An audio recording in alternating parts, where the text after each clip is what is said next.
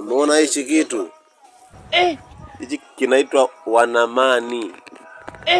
Yaani hapa mtu akienda shule kinavaliwa kwa nyuma hichi. Hichi umeona hichi? Atolea mfano. Umeona hichi? Atolea mfano yani anavaa fomu. Mfano mfupi tupo na wanafunzi watukutu. Mwanafunzi huyo hapa. Hii inaitwa wanamani. Yaani maana yake kabla kuvaa fomu ya shule unavaa hii hapa hivi.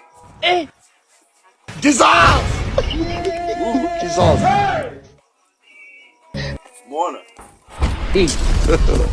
God kisha unavaa fomu ya shule. Haruto na balaa. Kisha hapo unavaa fomu ya shule sasa juu. Hapo tayari kishavaa fomu ya shule. Muona? Kwa hapo atachomekea vizuri. Akienda shule kwa mwalimu anchape viti. Kwa pakae baridi tu. Mwalimu unaona yote yani vishaja. Na hapo hiyo wanasema kuna mabonye maana hii ina mifuko hii. Hii ina mifuko umeona hii?